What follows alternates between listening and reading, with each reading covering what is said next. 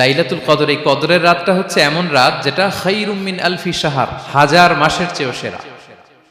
1000 মাস লাগাতার ইবাদত করলে যে সওয়াব, কদরের রাতে ইবাদত করলে এর সমান সওয়াব হবে নাকি?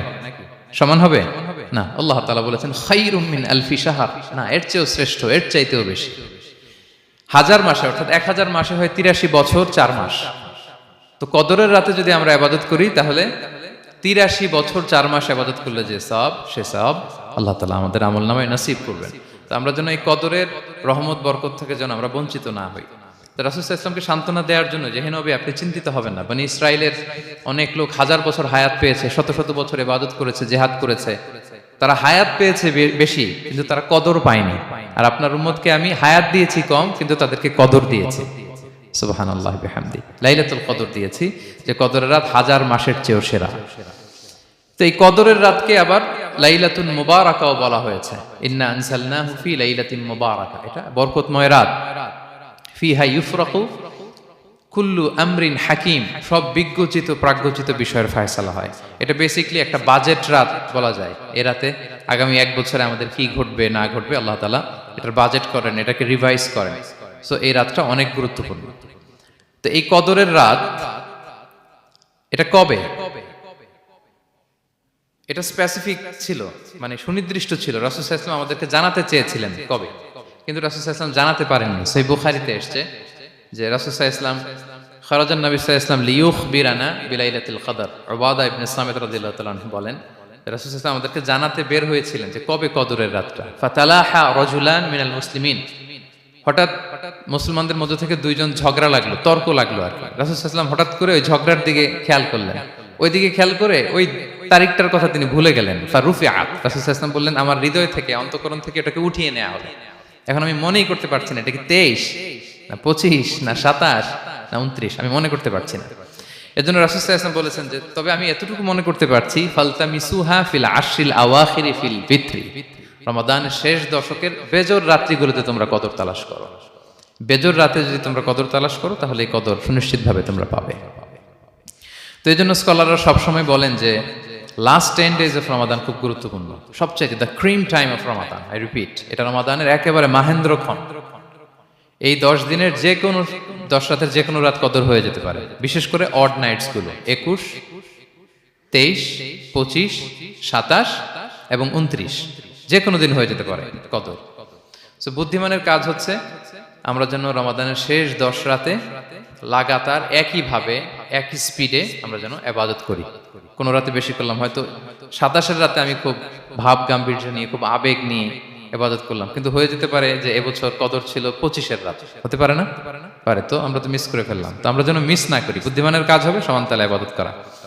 এবং এটা এত গুরুত্বপূর্ণ, রাসূল সাল্লাল্লাহু আলাইহি ওয়াসাল্লাম এত এমফাসাইজ করে কোনো রাতের কথা বলেনি। আরবি মাস অনুযায়ী 354টা রাতের মধ্যে সবচাইতে শ্রেষ্ঠ রাত, সবচাইতে শ্রেষ্ঠ রাত সূর্য ডোবার পর থেকে হাত্তা মাতলাইল ফাজর, ফজরের সূচনা লগ্ন পর্যন্ত শান্তিময় এ রাত, বরকতের এ রাত। রাসূল সাল্লাল্লাহু আলাইহি ওয়াসাল্লাম বলেছেন মান হুরিমা খায়রাহা ফাকাদ হুরিম, যে কদরের বরকত থেকে, খায়ের থেকে বঞ্চিত হলো সে আসলেই বঞ্চিত। হি ইজ দ্য লুজার, সে হতভাগা, সে পোড়া কপাল, সে বঞ্চিত। মান হুরিমা খায়রাহা ফাকাদ হুরিম, যে কদর পেল না সে হতভাগা। এখন আমরা কি হতভাগা হতে চাই? আমরা তো শুরুতে অনেক হোপফুল ছিলাম, এত এত ব্লেসিংস, এত এত বরকত, রহমতের ফলগুধারায় আমরা প্লাবিত হচ্ছি রমাদানে। তা আমরা তো হতভাগা হতে চাই না। তা আমরা যেন এই শেষ 10 দিন এক তালে আন্তরিকতার সাথে ঈমান ও ইহতিসাবা আমরা যেন ইবাদত করি। সম্মানিত ভাই এবং বোনেরা, তাহলে আমরা সৌভাগ্যশীলদের অন্তর্ভুক্ত হতে চাই, হতভাগা হতে চাই না। আমরা এবার একটু শুনবো যে রাসূলুল্লাহ সাল্লাল্লাহু আলাইহি ওয়াসাল্লাম কদরের রাতগুলোতে কি কি ইবাদত করতেন। আমি খুঁজে 5টা আমলের কথা পেয়েছি বিশেষভাবে, কমন যে আমলগুলো সেগুলো তো ছিলই, বিশেষভাবে 5টা কাজ রাসূল সাল্লাল্লাহু আলাইহি ওয়াসাল্লাম এই কদরের রাতে করতেন। 1 নম্বর কাজ হচ্ছে তিনি সারা রাত জেগে ইবাদত করতেন এবং পরিবারের লোকদেরকে ঘুমোতে দিতেন না, উঠিয়ে দিতেন। বছরের অন্য কোনো সময়ে সারা রাত জেগে ইবাদত করার কোনো নজির রাসূল সাল্লাল্লাহু আলাইহি ওয়াসাল্লামের জীবনে ছিল না। সব রাতে ঘুমাতেন। আমি জোহর বারুতে একটা কনভেনশনে the daily routine of prophet সাল্লাল্লাহু আলাইহি ওয়াসাল্লাম একটা আলোচনা করেছিলাম, যেখানে রাসূল সাল্লাল্লাহু আলাইহি ওয়াসাল্লামের দৈনন্দিন জীবনের রুটিন আলোচনা করেছিলাম। সেখানে আমরা বলেছি যে রাসূল সাল্লাল্লাহু আলাইহি ওয়াসাল্লামের দৈনন্দিন অভ্যাস ছিল তিনি এশার পরেই তাড়াতাড়ি ঘুমিয়ে পড়তেন। আর মিড নাইটে উঠতেন। রাসূল সাল্লাল্লাহু আলাইহি ওয়াসাল্লামের কর্মদিবস শুরু হতো মিড নাইটে, আমাদের তো সকালে কারো আরো অনেক পরে শুরু হয়। রাসূল সাল্লাল্লাহু আলাইহি ওয়াসাল্লামের কর্মদিবস শুরু হতো বেসিক্যালি মিড নাইটে। এশার পরে কথাবার্তা না বলে আগে ঘুমোতে যেতেন, মিড নাইটে উঠতেন, কিন্তু ঘুমাতেন, ঘুম ছাড়া রাত কাটাতেন না। সারা বছরের এটা ছিল যে এশার পর পরে ঘুমোতে যেতেন, except the last 10 days of Ramadan. রমাদানের শেষ 10 রাতে রাসূল সাল্লাল্লাহু আলাইহি ওয়াসাল্লাম ঘুমাতেন না। এই 10 দিনের ব্যাপারেই পাওয়া যায় সারা রাত জেগে তিনি ইবাদত করতেন। আম্মা জান আয়েশা রাদিয়াল্লাহু তাআলা আনহা বলেন, ইযা দাখালাল আশরু আহিয়াল লাইলা ওয়া আইকাযা আহলা ওয়া জাদ্দা ওয়া শাদ্দাল মিজার। রমাদানের শেষ দশক যখন আসতো, রাসূল সাল্লাল্লাহু আলাইহি ওয়াসাল্লাম সারা রাত জেগে ইবাদত করতেন। পরিবারের সদস্যদেরকে জাগিয়ে তুলতেন, স্ত্রীদের ঘুমাতে দিতেন না, জাগিয়ে তুলতেন। ফাতেমা রাদিয়াল্লাহু তাআলা আনহার ঘর পাশেই ছিল, তাদেরকে যে জাগাতেন এবং নিজে সারা রাত ইবাদত করতেনই। জাদ্দা ওয়া শাদ্দাল মিজার, খুবই বলিষ্ঠ ভাবে, খুব মজবুত ভাবে কোমরে গামছা বেঁধে নামার একটা এক্সপ্রেশন এখানে দেয়া হয়েছে। মিজার, ইজহার মানে হচ্ছে বাংলা করলে হয় লুঙ্গি। লুঙ্গি আমরা যখন খুব শক্ত কোনো কাজ করতে যাই তখন তারা কি করে, খুব টাইট করে লুঙ্গিটা বাঁধে। তার মানে বোঝানো হচ্ছে রাসূল সাল্লাল্লাহু আলাইহি ওয়াসাল্লাম কোমরে ভালো করে লুঙ্গি বেঁধে বা গামছা বেঁধে আটকাট বেঁধে নামতেন শেষ 10 দিনের জন্য। এই সময় তিনি মানে কাউকে কেমন যেন চিনতেন না, সবসময় ইবাদতে মগ্ন থাকতেন। এটা আমরা করতে পারি যে শেষ 10 দিনে, আর যেহেতু 3 দিন বাকি, আমরা একটা স্পেশাল প্ল্যান করতে পারি যে আমরা আমাদের সর্বোচ্চটুকু উজাড় করে দিয়ে লাস্ট 10 days অফ রমাদানের এই বরকত আমরা হাসিল করব, এটা যেন আমাদের মিস না হয়। তাহলে এটা আমরা একটা পেলাম। 2 নাম্বার হচ্ছে ইতিকাফ করা। রাসূলুল্লাহ সাল্লাল্লাহু আলাইহি ওয়াসাল্লাম রমাদানের শেষ 10 দিন ইতিকাফ করতেন। আমাদের আয়েশা রাদিয়াল্লাহু তাআলা আনহা বলেন, কানা ইয়াতাকিফুল আশরাল আওয়াখির মিন রমাদান। রমাদানের শেষ দশকে তিনি ইতিকাফ করতেন। হাত্তা তাওয়াফাহুল্লাহ, ওনার ইন্তেকালের আগ পর্যন্ত এই অভ্যাসটাই তিনি জারি রেখেছেন। সুম্মা আতাকাফা আজওয়াজুহু মিন বাদে, তারপরে ওনার স্ত্রীরা ইতিকাফ করেছেন। আরেক বর্ণনায় এসেছে ইয়াতাকিফু কুল্লা রমাদান 10 আইয়াম, প্রতি রমাদানে তিনি 10 দিন ইতিকাফ করেছেন। কিন্তু যেই বছর তিনি ইন্তেকাল করবেন সে বছর তিনি 20 দিন ইতিকাফ করেছিলেন। প্রতি রমাদানে 10 দিন, আর যে বছর ইন্তেকাল করবেন সে বছর কয় দিন? 20 দিন তিনি ইতিকাফ করেছিলেন মসজিদে নববীতে। তাহলে আমরা এই রমাদানের শেষ দশকে এটা করতে পারি। 2 নম্বর পয়েন্ট হচ্ছে ইতিকাফ করা। যারা আমরা করিনি তারা আমরা ইতিকাফ করতে পারি। আমাদের আইআইএম এর মসজিদ এটা ইতিকাফের জন্য একটা উর্বর জায়গা। আমরা যখন এই ক্যাম্পাসে ছিলাম তখন দেখেছি যে এখানকার ইতিকাফের পরিবেশ যে এত সুন্দর, এটা কল্পনাই করা যায় না। অসাধারণ পরিবেশ। আপনি যদি ইতিকাফ নাও করেন, রাত 2টা বা 3টার দিকে সেন্ট্রাল মস্কে এসে বসে থাকলেও হবে।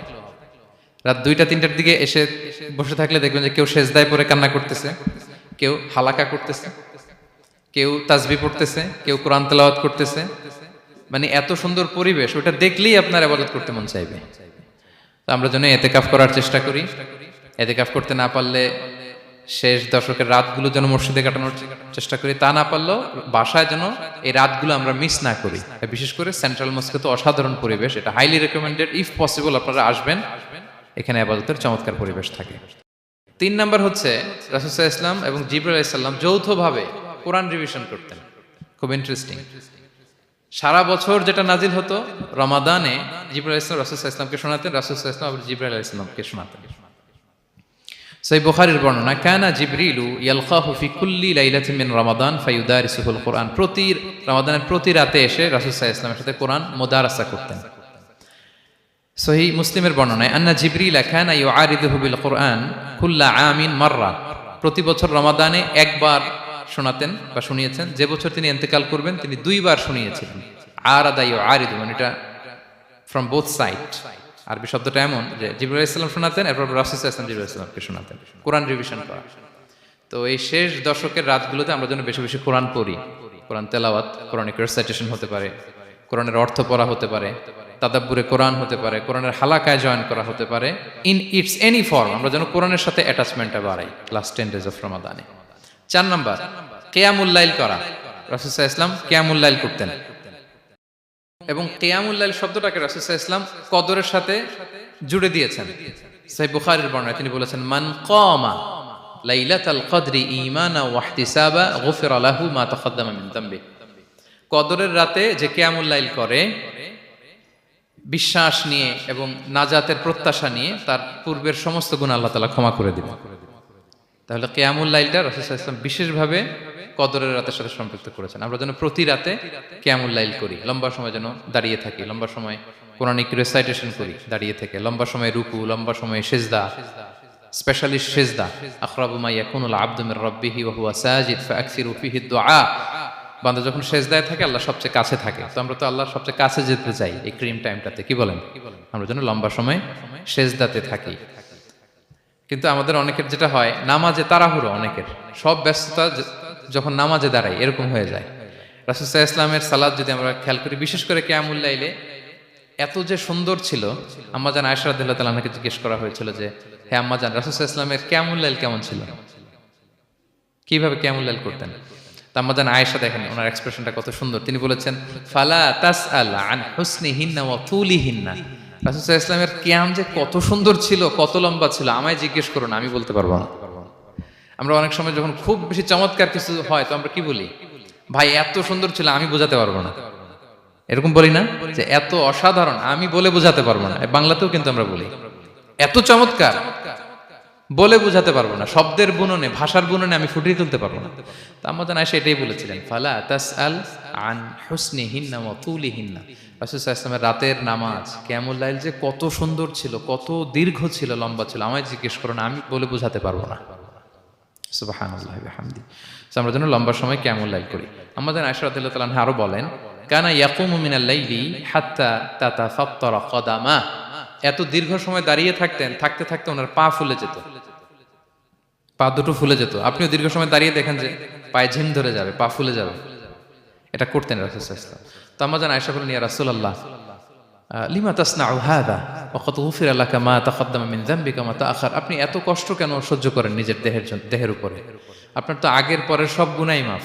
আদতে তো রাসূল সাল্লাল্লাহু আলাইহি ওয়াসাল্লামের গুনাহই নেই, তিনি নিষ্পাপ। এত কষ্ট কেন করেন? আপনার আগের পরের সবই তো মাফ করে দেয়া হয়েছে, কেন করেন? রাসূল সাল্লাল্লাহু আলাইহি ওয়াসাল্লাম উত্তর করেছেন, আফালা উহিব্বু আন আকুনা আবদান শাকুরা। আয়েশা, আমি কি শুকরগুজার বান্দা হতে পছন্দ করব না?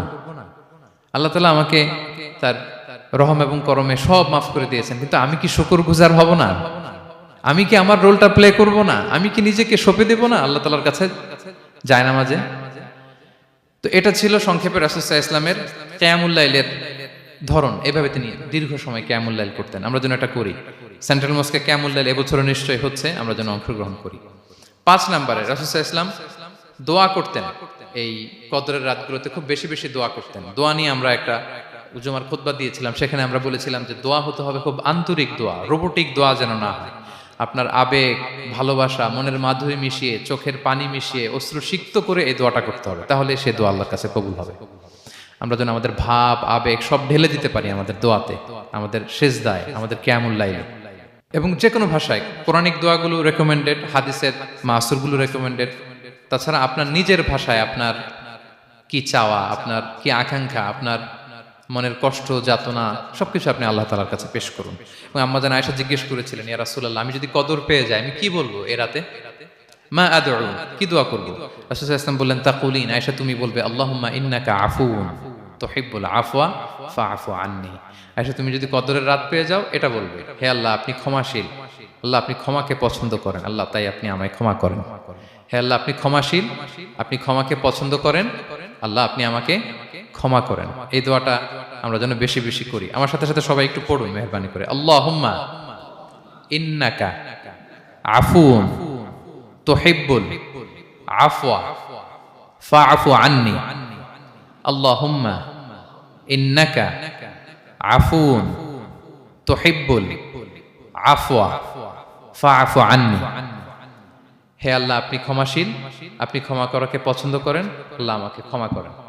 আমরা আমাদের নিজেদের ভাষায় অনেক দোয়া করতে পারবো, কিন্তু রাসূল সাল্লাল্লাহু আলাইহি ওয়াসাল্লামের শেখানো দোয়াগুলো এটা হচ্ছে মানে very precise in wording but comprehensive in meaning. এটার অর্থ, এটার আবেদন এটা অনেক বেশি। আমি অনেক 10টা-20টা বাক্য বলে এত সুন্দর কথা মিলাতে পারবো না। রাসূল সাল্লাল্লাহু আলাইহি ওয়াসাল্লাম যেটা শিখিয়ে দিয়েছেন, আগে আল্লাহর প্রশংসা করলাম, আল্লাহ আপনি ক্ষমাশীল, আবারও প্রশংসা, আল্লাহ আপনি তো ক্ষমা করাকে পছন্দ করেন। যেটা আপনি পছন্দ করেন না ওইটা তো চাচ্ছি না, যেটা আপনার পছন্দ, যেটা আপনি করতে ভালোবাসেন, গাফিরিয যামবি ওয়া কাবিলিত তাওব, আপনি ক্ষমা করাকে পছন্দ করেন, তওবা কবুলকে আপনি পছন্দ করেন, তো সেটাই তো চাচ্ছি আপনার কাছে, আপনি আমার তওবা কবুল করুন, আল্লাহ আপনি আমাকে ক্ষমা করুন। সো এই দোয়াটা প্রত্যেক রাতে যেন আমরা বেশি বেশি করি সম্মানিত সুধী। এবং এই যে রিমাইন্ডারগুলো শুনলাম, এটা রমাদানের পরেও যেন আমরা অব্যাহত রাখি। আমরা নাম দিয়েছি যে gear up for a great Ramadan.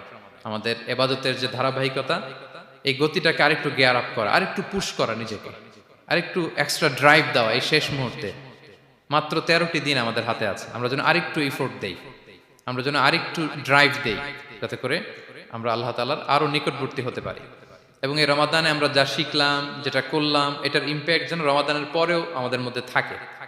আমাদের অনেকের এটা হয় যে রমাদানে আবেগে অনেক আলোচনা শুনে, ক্ষমার মাস এটা জেনে এত আবাদত, রমাদান নাই আবাদতও নাই, এরকম হয়ে যায়। এটা যেন না হয়, বরং এটার একটা পরশ যেন আমাদের হোল দ্য ইয়ার লং থাকে। আরব শায়েখরা বলেন যে কুন রব্বানি লা তাকুন রমাদানি, রব্বানি হও, রমাদানি হও না। মানে রমাদান আসছে, তুমি রমাদান কেন্দ্রিক আবাদত নিয়ে অনেক উচ্ছ্বাস, কিন্তু রমাদান শেষ আবাদত শেষ, এমনটা যেন না হয়। রমাদানের পরেও সে মেহেরবান আল্লাহ তাআলা কিন্তু আমাদের জন্য আছেন। তিনি প্রতি রাতে শেষ রাতে নেমে আসেন, এসে ডাকতে থাকেন, কার ক্ষমা লাগবে ক্ষমা চাও, ক্ষমা করব। কে বিপদে পড়েছো বলো, আমি উদ্ধার করব। তো তিনি আরশের উপর থেকে প্রথম আসমানে নেমে আসলেন দেওয়ার জন্য। আমি ঘুম থেকে জাগতে পারলাম না, নেয়ার জন্য। এটা হইল? প্রাইম মিনিস্টার আনোয়ার ইব্রাহিম আমাকে একটা অ্যাওয়ার্ড দিবে, লেটস সে হোটেল ইন্টারকন্টিনেন্টাল, উনি এসে বসে আছে, বাট আমি যেতে পারিনি। এটা হয় না। আল্লাহ তাআলা প্রতি রাতে শেষ রাতে এসে বলেন কার কি লাগবে দাও। তিনি নেমে আসেন বা বিশেষ মনোনিবেশ করেন প্রথম আসমানে এসে, কিন্তু আমরা যে নিব সেই সময়টুকু আমাদের হয় না। আমরা এতটা গাফেল যেন না হই, আমরা যেন একটু পুশ করি। বড় কিছু পেতে হলে নিজেকে পুশ করতে হয়, এক্সট্রা একটা ড্রাইভ দিতে হয়। সম্মানিত শুধু 17টা দিন কি করলাম একটু রিভাইজ করি, যোগ বিয়োগ করি নিজের সাথে নিজে, যে প্ল্যানটা নিয়ে রমাদান শুরু করলাম ওইরকম কিয়ামুল লাইল করতে পারলাম কিনা, ওইরকম চ্যারিটি করতে পারলাম কিনা, রেসাইটেশন করতে পারলাম কিনা, একটু যেন নিজের সাথে নিজে বোঝাপড়া করি, একটু যেন রিভাইজ করি এবং নিজেকে যেন একটু পুশ করি। সম্মানিত শুধু এই ছিল সংক্ষিপ্ত আলোচনা। আমি 30 সেকেন্ডসে পুরো আলোচনাটা আবার একটু যারা পরে এসেছেন একটু রিভাইজ করে নেই। আমি শুরুতে এভাবে শুরু করেছিলাম যে রমাদান এটা হচ্ছে it's a month of hope, এটা আশা জাগা নিয়ে একটা মাস। এই মাসের যে রহমত বরকতের যত যত হাদিস কোরআনের আয়াতগুলো আমরা বলেছি, এগুলো শুনলে আমাদের মধ্যে একটা আশা জাগে, আশাবাদী হয়ে ওঠে যে আমার এই মাস আমার মুক্তির মাস, আমি মুক্তি পাবো। কিন্তু at the same time it's a month of warning, এটা আবার সতর্কতারও মাস। রাসূলুল্লাহ সাল্লাল্লাহু আলাইহি ওয়াসাল্লাম বলেছেন রোজা রেখে যে মিথ্যা ছাড়লো না, পাপ ছাড়লো না, তার ধ্বংস। আবার 3বার তিনি আমিন বলেছেন। বেসিক্যালি এটা একটা বদদোয়া যে মান আদরাকা রমাদান ওয়া লাম ইগফার লাহ, যে রমাদান পেয়েও নিজের গুনাহ ক্ষমা করতে পারলো না, তার ধ্বংস। সো আমরা আশাবাদী হব। আল ঈমানু বাইনাল খাউফি ওয়ার রাজা, বিশ্বাস হচ্ছে আমার মধ্যে ভীতিও কাজ করবে, আবার আমার মধ্যে একটা হোপ থাকবে, এটাই ঈমান। সো আমরা যেন এই ওয়ার্নিং গুলো আমাদের মাথায় রাখি, যে আমরা যেন আল্লাহর নৈকট্যপ্রাপ্ত বান্দা হতে পারি, ক্ষমাপ্রাপ্তদের অন্তর্ভুক্ত যেন আমরা হতে পারি। এরপরে আমরা বলেছিলাম যে লাআল্লাকুম তাত্তাকুন অ্যাচিভ হচ্ছে কিনা আমাদের প্রত্যেক কাজে এটা খেয়াল করতে হবে। আমাদের সম্মানিত ইউসুফ স্যার খুব সুন্দর করে এটা বলেছেন যে আল্লাহর সচেতনতা, আল্লাহর ভয়, to build up the sense that Allah is watching me, এই সেন্সটা আমার সব কাজের মধ্যে থাকতে হবে। যদি লাআল্লাকুম তাত্তাকুন অ্যাচিভ হয়, সাকসেসফুল, একটা সাকসেসফুল প্রোডাক্টিভ রমাদান আমরা কাটাচ্ছি। আর যদি লাআল্লাকুম তাত্তাকুনের সমস্যা, তার মানে we have to revise hour schedule, যাতে করে আল্লাহর এই সচেতনতা আমরা বিল্ড আপ করতে পারি। এরপর আমরা বলেছি যে আমরা সংযমটা যাতে এনশিওর করি, রমাদানের যে সংযম, নিজের প্রবৃত্তির উপর আমরা বিজয় লাভ করি। সারা বছর প্রবৃত্তি জিতে, রমাদানে আমরা জিতি। এরপর আমরা চ্যারিটির কথা বলেছি। রাসূল সাল্লাল্লাহু আলাইহি ওয়াসাল্লাম খুব জেনারাস হয়ে যেতেন রমাদানে, আমরা যেন আমাদের দানের হাতকে আরো প্রশস্ত করি। এবং রমাদানে আমাদের কমিউনাল স্পিরিট চলে আসে, আমাদের বেসিক্যালি একটা সেলফ ট্রান্সফরমেশন হয়। অনেক বদ অভ্যাস আমরা রমাদানে ত্যাগ করি, বাকি মাসেও যেন এটা আমরা কন্টিনিউ করি। আর সবশেষে আমরা লাস্ট 10 days অফ রমাদানের গুরুত্ব নিয়ে বলেছিলাম যে রাসূল সাল্লাল্লাহু আলাইহি ওয়াসাল্লাম খুব হতাশ হয়ে পড়েছেন যে অন্য নবীর উম্মতেরা অনেক হায়াত পেয়েছে, আমরা পেলাম 60-70, তো আমার গুনাহগার উম্মত কি করবে? আল্লাহ বলেন লাইলাতুল কদর খায়রুম মিন আলফি শাহর, নবী হে আপনার উম্মতের জন্য আমি কদরের রাত দিয়েছি, যে এক রাতে ইবাদত করলে 1000 মাসের চেয়েও বেশি সওয়াব তারা পেয়ে যাবে। সো এই কদরের রাত যেন আমরা মিস না করি। কোনটা কদরের রাত? আমরা বলেছিলাম শেষ 10 দিন সমান তালে ইবাদত করব। বিশেষ করে আমরা গুরুত্ব দিব অড নাইটস গুলোতে, 21, 23, 25, 27, 29 আমরা গুরুত্ব দিব।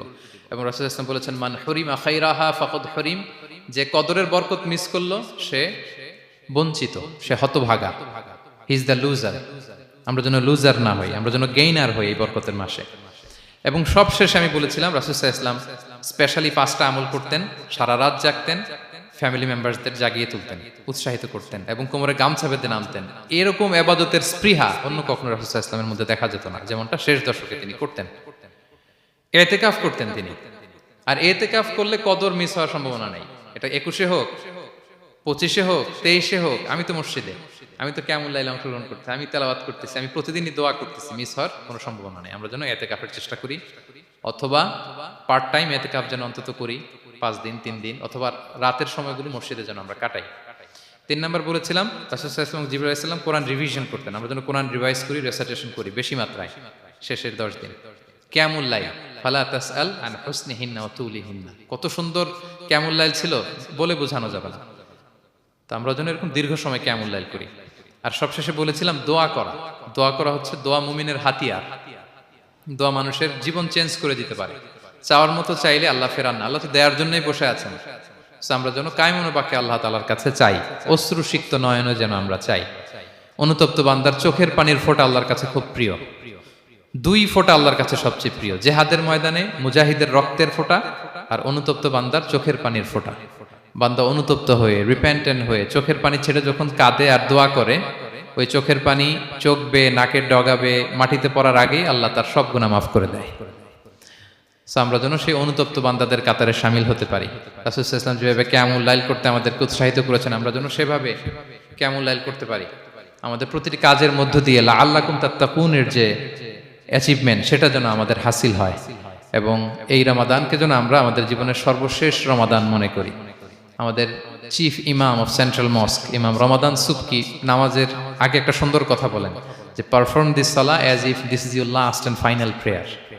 এমনভাবে নামাজে দাঁড়াও, মনে করো এটাই হতে পারে জীবনের শেষ নামাজ। রাসূল সাল্লাল্লাহু আলাইহি ওয়াসাল্লাম এটাই বলেছেন। সো আমরা বিগত বছরগুলোতে আমাদের অনেক প্রিয়জনদের হারিয়েছি এই কোভিডের কারণে। এবছর আল্লাহর মেহেরবানি বাংলাদেশ আইএম কমিউনিটির এই চমৎকার, আমাদের সম্মানিত শিক্ষক মণ্ডলীদের প্রচেষ্টা, ছাত্র ভাইদের প্রচেষ্টায় এই চমৎকার জান্নাতি পরিবেশে ইফতারির আগে আমরা একত্রিত হয়েছি।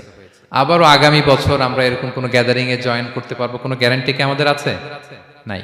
It could be the last Ramadan in our life. So আমরা যেন এটা সবসময় মাথায় রাখি যে হতে পারে আমার this is our last chance, এটাই লাস্ট চান্স, এবং এই অপরচুনিটিগুলো যেন আমরা কাজে লাগাই এবং আল্লাহ তাআলার প্রিয় বান্দাদের অন্তর্ভুক্ত হই। আল্লাহ তাআলা আমাদের সবাইকে এই কথাগুলো বোঝার ও আমল করার তৌফিক দান করুন।